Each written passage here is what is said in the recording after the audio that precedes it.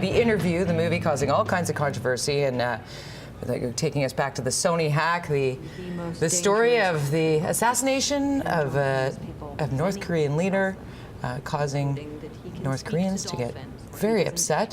So the debate was the movie going to get released or not? Finally it was, and in an online medium, $15 million in online sales.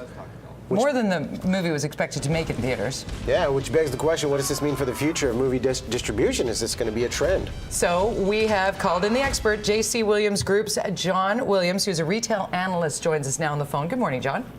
Good morning. Good morning. Let's talk specifically about this particular happening with The Interview and how this might affect theater business moving forward. Do you see this as a turning point?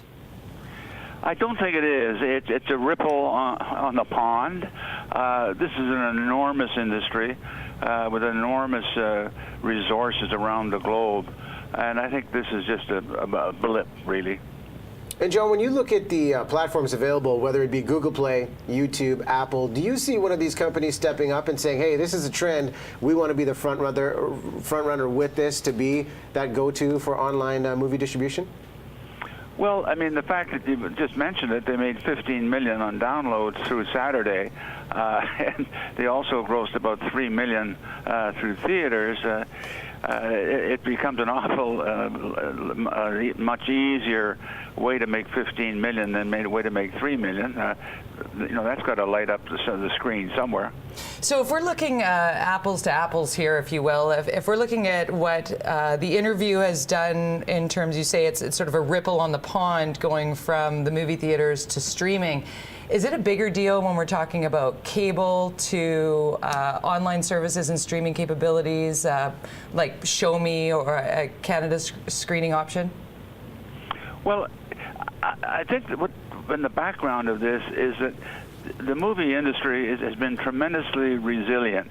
I think we can all sort of remember a few years ago, maybe a decade even, that television was going to wipe out the movie industry. And it's not. It's never been healthier in all its history. People still like to go out. They still like to buy their popcorn, sit down, and socialize, and get out of their homes and do that. So that's a backdrop. I think the other things are important, but it almost reinforces the strength of the movie industry. And John, would you see any type of preemptive strike from the movie theaters to keep their bottom line profits where they're at, or do you think it'll be status quo? They'll look at this example and just say people want that experience like you just mentioned? I think there's a lesson here. I said it's a ripple on the pond, but maybe it's another distribution channel. Certainly they're out there through all the other ones that already exist.